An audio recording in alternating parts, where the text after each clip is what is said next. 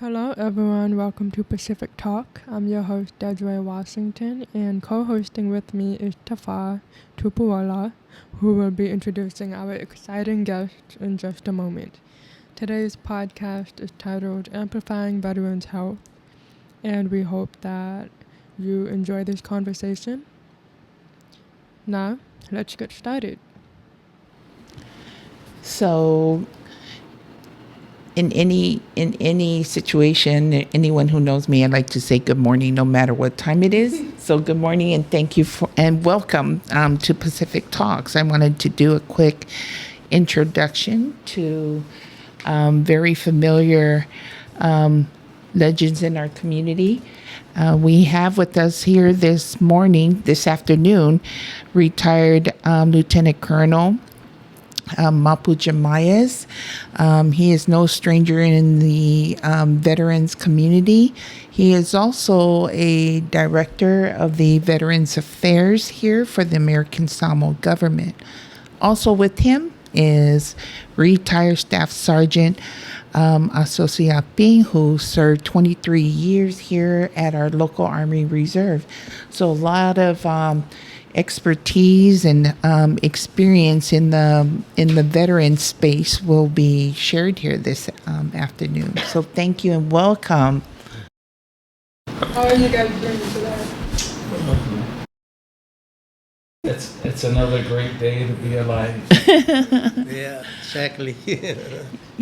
So yeah, it's interesting. We wanted to kind of like talk about highlighting, the health of veterans here in American Samoa. As you know, we have a large veteran community across all different branches.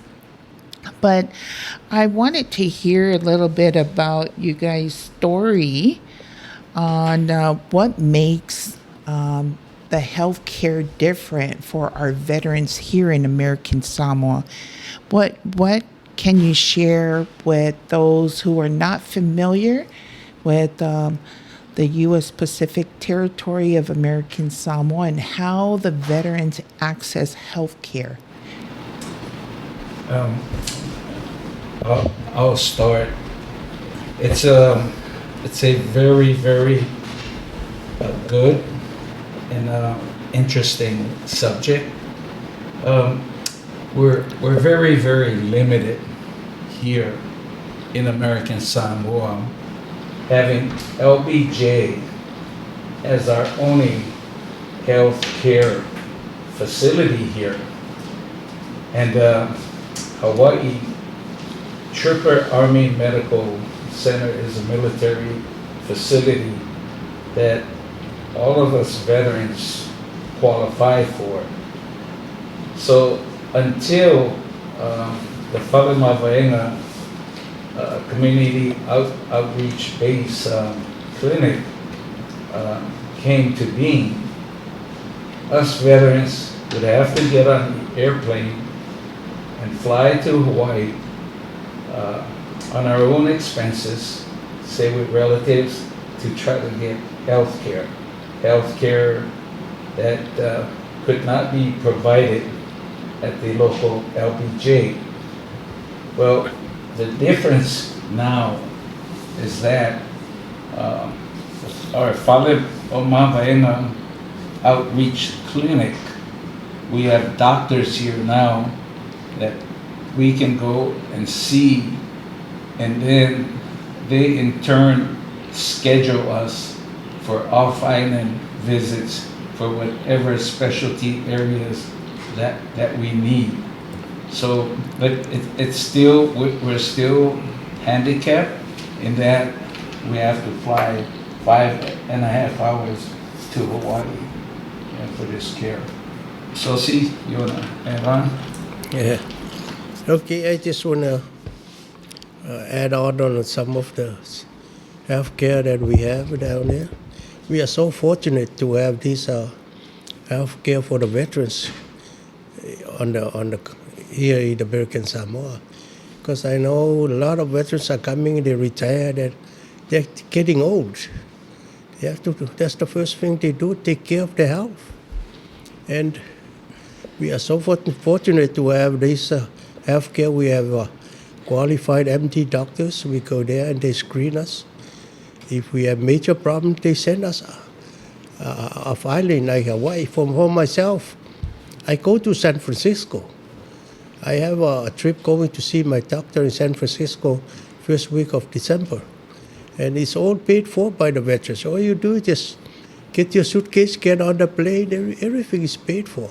So I'm very fortunate, the veterans. So the problem is the veterans, they don't care. They don't want to take care of their health.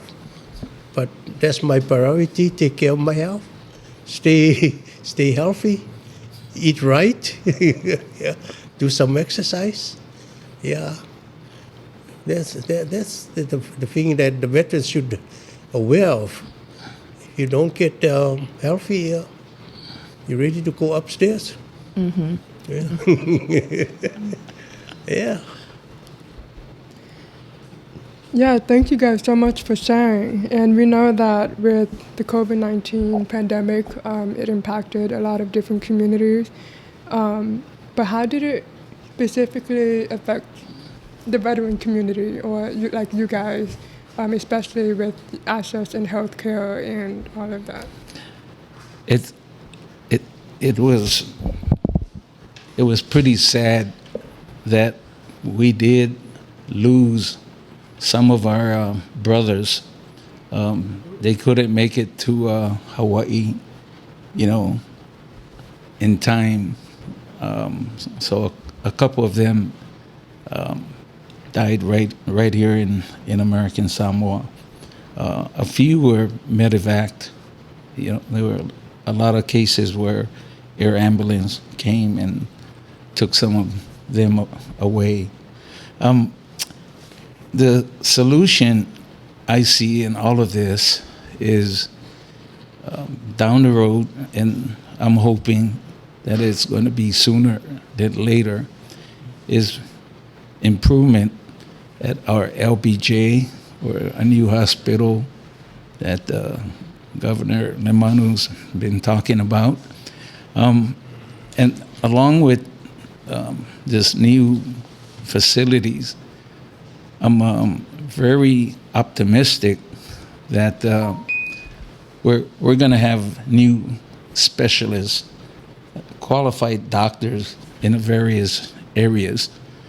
I see that American Samoa has slowly made progress in the last 43 years now since I've started the Army Reserves. Like our medical clinic has qualified personnel, and I'm hoping that with a new hospital, we'll be able to pay for specialized doctors, to where a lot of our veterans will stay right here at home and receive the care, because we're funded. Mm-hmm. And we're under TRICARE, and then Medicare, Medicaid, Part A, Part B, Part C. You want to add on? Oh, yes. When COVID started, it was very scary. I don't want to lose any of my kids because of COVID. So I step up and ask my kids and my family, please do your shot. Make sure I ask everybody, please go do your shot. That's the only way to prevent us from this COVID. So I go after those shots. I believe I was the first one to have the second booster, because I went to public health, said, no, you're not allowed to. Well, I asked my primary doctor. He gave me the information, because it's very, those who have asthma, and those are the critical people to affected by the COVID. So those who have those special treatment, they have to have the second booster. Not only the second booster, I have the other two shots. One on both right and the left. I forgot to name a scientific name, but I was told to go and do that at the hospital. So it's very scary. The other impact we have, preventing us from go off island on our scheduled appointments because we cannot travel. So really affected our health, schedule when we have COVID. So I'm glad we are now open up. We can go off island again. And, yeah. So just for a little history for those who are just now listening into the Pacific talks, our borders were closed on March 2020 due to a lot of uncertainty to protect our island and our people from COVID. And so we remained COVID free. Our community remained COVID free up until February 2022. So there was a lot happening, even with closed borders in our community. There were a lot of mental health issues, challenges, quite a few suicide cases amongst the teenagers. So what can either of you share about mental health amongst the veterans when they knew they couldn't get continuous access to health care abroad, getting their treatment? Was there anything in place to just stay connected? And how was this all sort of addressed during the 2 years of closed borders?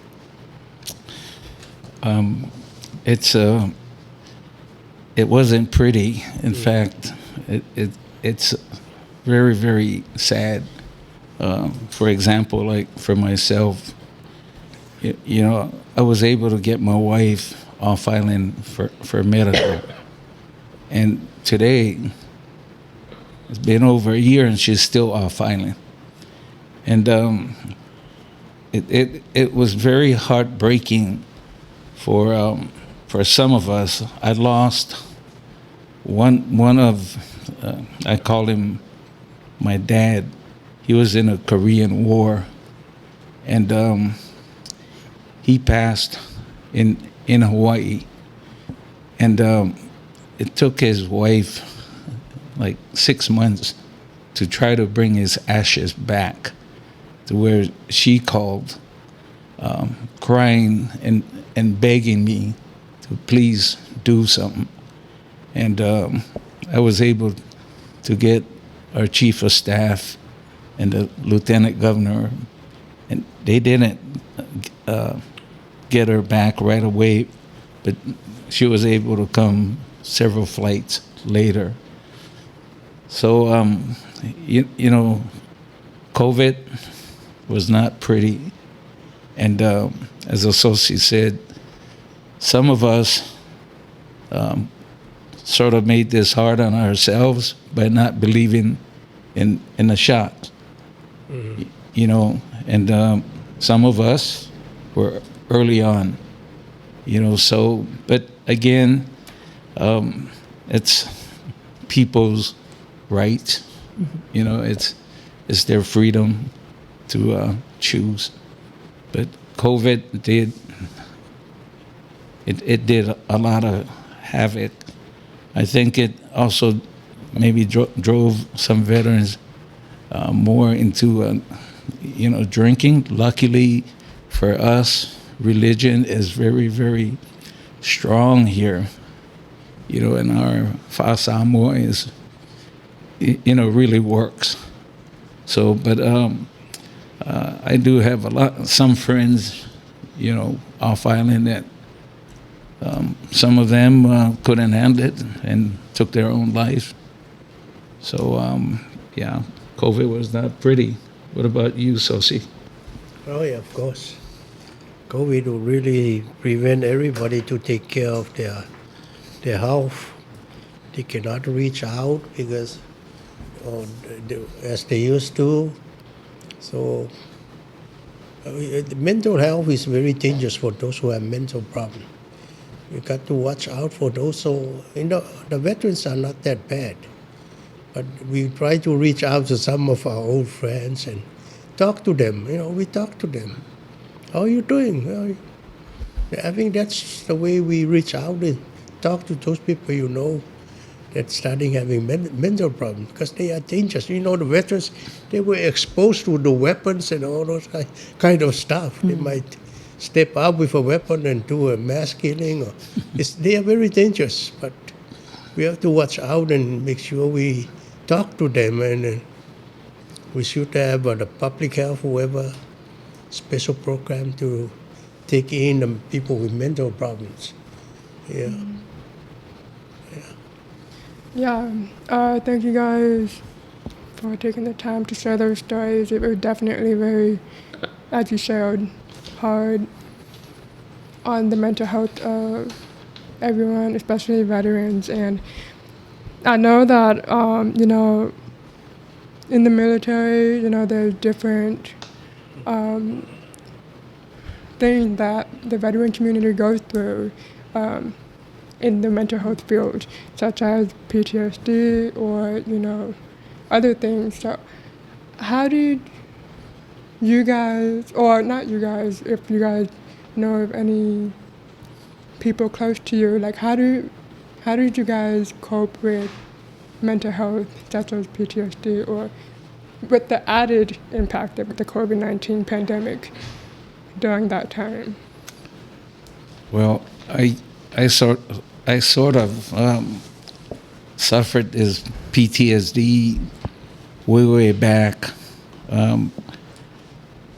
not through friends, but it was my own government.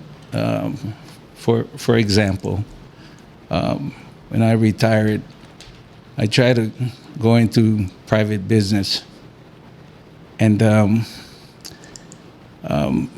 it was very, very sad that being Samoan born and a citizen of the United States and putting in 31 years to defend your freedom, I was not allowed to get a business license because my neighbor was too rich and too powerful.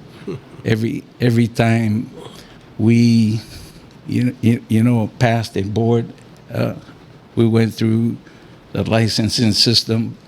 The board was approved, and my opposition or neighbors, they appealed it because it was their right to try to financially strangulate, us. And PTSD almost got the best of me. I questioned that I was trained for war, and how could my own government do this to me? And it was lucky that I'm God-fearing, but yes, it did come across, to do the ultimate. And it was sad, but my faith in God eventually prevailed. And but soldiers, it doesn't take much, for them to lose it. You need a strong mind. Yes. So if we don't have someone here on the island that can provide that ongoing therapy or that ongoing consultation or counseling services, especially during the 2 years of closed borders, not many would be able to have that type of self-control during a specific situation. Yeah. So my question would be is,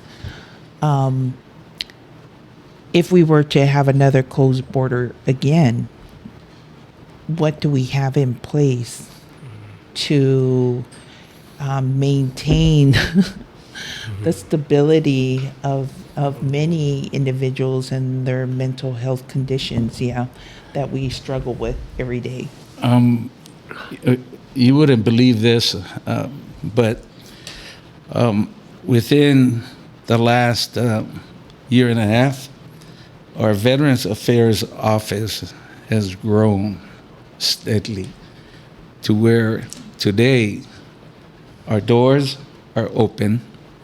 Veterans can come in anytime, watch TV news, play some pool, and very shortly, our canteen will be open where a veteran can come in and get a soda or a sandwich, coffee, and talk story with their fellow veterans. And we were able to do a lot of this with, Governor Lemano's backing, by providing us that building at the Veterans Memorial. He was able to get us a lease for 55 years, and our fathers up in the Fono, they were all supportive. So many good things are happening. We just received a grant, and one of them was for prevention of suicide, and then the other one was to restore the old bunkers, and we're gonna do a memorial. So our Veterans Affairs Office has continued to grow, and I know that we are going to be better off. We're going to be very prepared if another, and you're right, there's going to be another form of disease, that's going to come up. We had the measles, and then we have this. Never say never. Mm-hmm. In the military, there are three kinds of warfare. The regular warfare with, the bullets, and then we have the germ warfare, which is part of this COVID, mm-hmm. and then we have the nuclear. So, how this virus came up. There's all sorts of stories, behind it. But I believe as the world continues, there's going to be more viruses of some sort mm-hmm. in the future. But we are much more prepared now than 2 years ago. So I have a follow-up for the both of you from what you just shared, and thank you for that. So could you share a little bit about the talk story, the veterans war stories? Because there's a lot of history and generation of war stories that a lot of veterans like to share. So I'm a military brat on the Army side. My father, 21 years in the Army, became an ROTC instructor, which is how we moved here from California. Desiree? I am also a military brat. My dad was in the Air Force, my mom was in the Air Force, but then my stepdad and my mom were in the Navy for over 20 years. Yeah, see, so we're all around in the same space, around the same table. So I mean, I grew up listening to a lot of the war stories, the drill sergeant type of treatment, the basic training struggles. But how therapeutic is it when you're a veteran and you want to talk stories about your war experience, your military experience. See, you're smiling right now, and I think this is great. The both of you are smiling because it seems to resonate somehow. So, how therapeutic is talking stories? Is it more than just a cultural thing that we enjoy as Pacific Islanders, or is this just part of being a veteran? Well, being a veteran was a great opportunity for me to become a veteran. Because as you go in, and that's where you learn discipline and honesty, you know. Because being in the military, you got to be disciplined and be honest so you can step up to the next level. And not only that, but the opportunities for you, all the benefits you get. You know, like we have right now, you know, free travel to healthcare, housing, easy to make a house loan. And we are very easy to access to any place we go. For instance, I go to another state, I can get all my free medication from that VA hospital. All you do is, I want my medication. I said, did you get anything from here? No. What's your last four? They punch your last four and you see all your list of medication pops up. So I want this, all free. So that's the opportunity we have. We travel. We don't worry about getting our medication. Just go to another VA hospital. You get everything you need. Even my sunglasses, my prescription, they do everything for you as long as you are veterans. So I encourage all these little troops that go in, stay until you retired. And you know, maybe not little pay, but for the long run when you retire, there are a lot of benefits. Easy for you to get it. Yeah, that's a good thing about it. Yeah, we have a saying, old soldiers never die. They just fade away. You know, every veteran has a story. And there's another saying also, your reputation precedes you. And when we get together, you know, for example, we have one of our brothers. He was in the admin side of the house. Now, he's the guy, when we had like our 35th anniversary of the Army Reserves, he got up and he was able to, like, he had like funny stuff. He had like dirt on everybody and I mean, and you should see the smiles on everybody's faces. Yes, I remember that.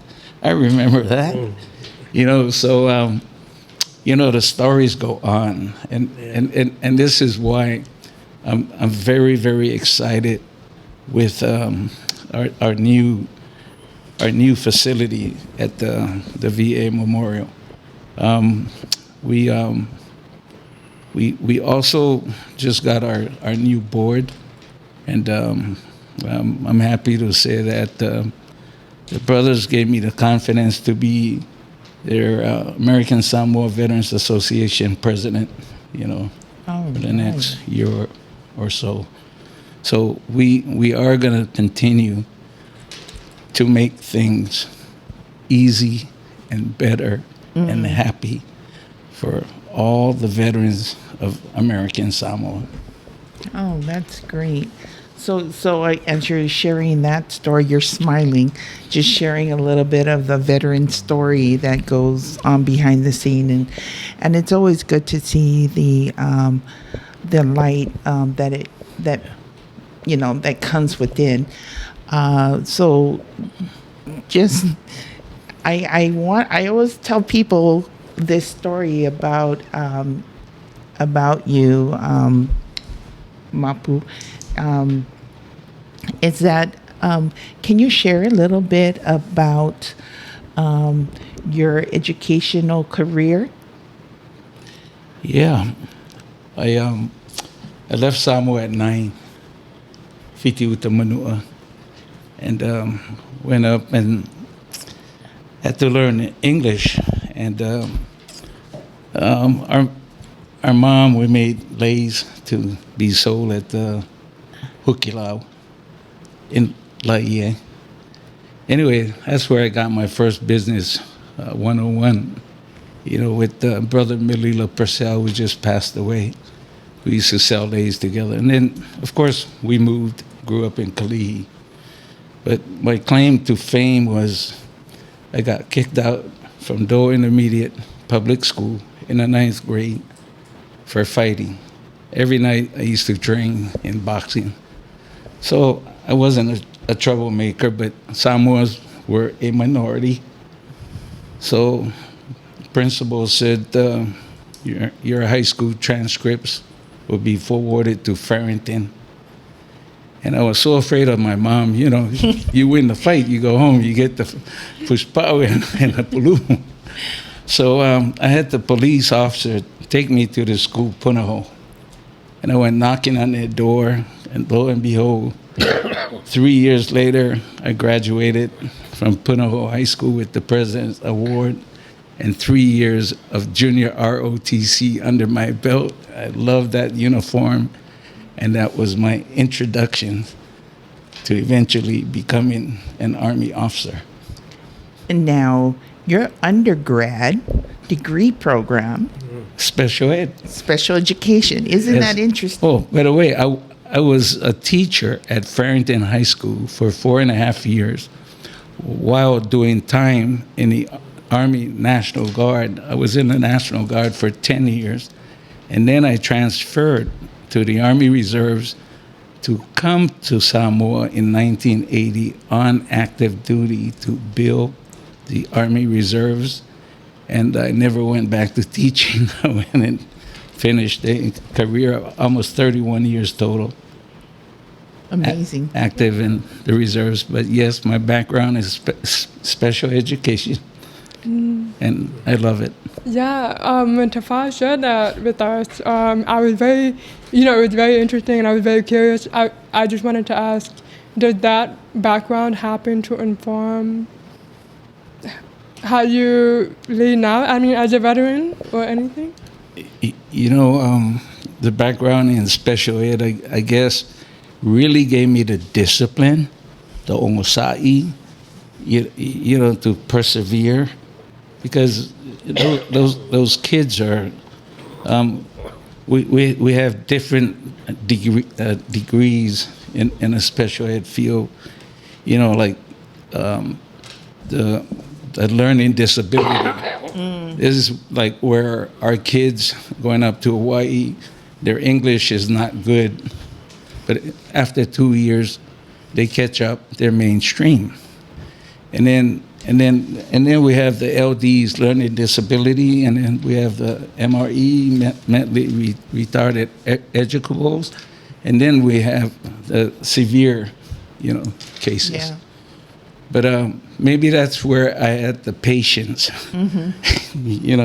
to endure, Yeah. all these different hardships. But it's been a great career, great ride in life. So a lot has changed since then, because now we use the term intellectual disability, and you have a lot of education in your belt, which sort of led to the ROTC program here at the American Samoan Community College, which also leads to Ah Ping and his connection working here at the American Samoa Community College for how many years? 33 years. 33 years working here at ASCC. I started off with the skill center when our son was under the community college. The skill center now is Tafuna High, Polytech right now. Wow. And then I moved up here to become the procurement officer for the college. I order the textbook and all the stuff.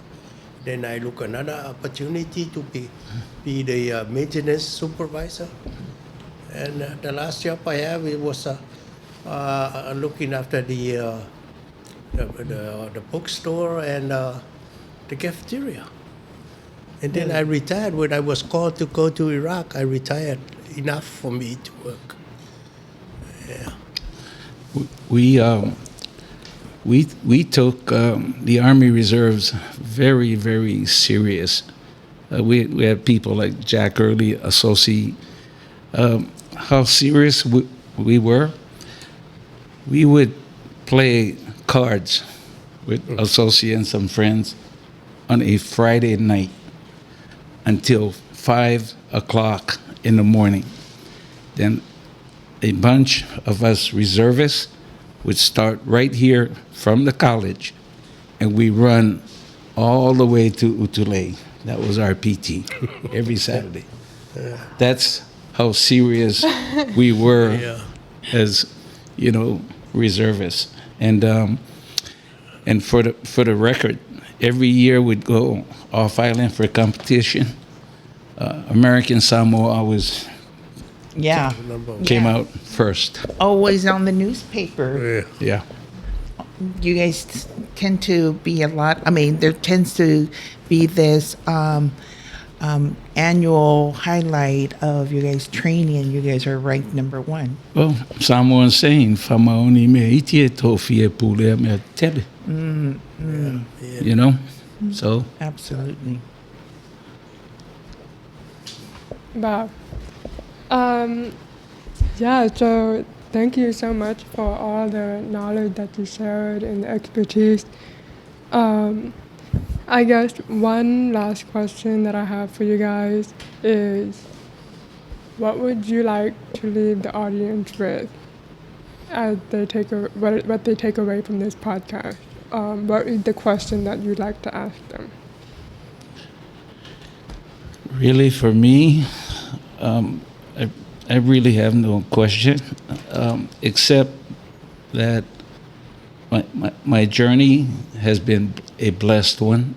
I'm very grateful, and I am very proud that I was able to show the world that a Samoan can become a great officer, and that we're natural warriors, and we're proud Americans. So we were very, very proud of the uniform, and we all know that when our time is up, our casket will be covered, with the flag of the most powerful nation who believes in God. In God we trust. Amen. Well, for me, we are so fortunate to have Colonel Jamias with us. That's why I'm still following his footsteps everywhere he goes, because I know what he brought in at the beginning in '80, bring in the reserve. Now we can see the spread of the service over here. Like we have the community health care. We have the PX. We have expand the reserve. You see those big new reserves. Yeah, we started off with that old with the small Treetop. building. Treetop. Yeah, at the treetop, and that's where we started. We didn't have weapons. We borrowed stuff from the RTC. We started, and we ate naumu, and one family was providing us naumu and suo makalogi pisupo when we have training. So we think back how we started. He went back to Hawaii, and still Hawaii wanted to bring back the reserve. It's very expensive, but he encouraged to keep it here, and now we can see what we have right now. The retirees are coming. Now they see what he brought into service for us. So people here, they don't know very much about Paitele, but I try to tell people how we get this stuff over here because of him. He loves to do stuff for people. Even he spent his own money from his pocket to buy stuff for ROTC, but he wants people to be blessed and success. So we are so fortunate to have him. So I stay with him. I still follow his footsteps where we go. Follow the leader. Yeah, that's right. Follow the leader. Yeah, that's it. Thank you. Thank you guys so much for sharing. Thank you guys for being here for the time. And that was Amplifying Veteran Health on Pacific Talk. Till next time. Thank you.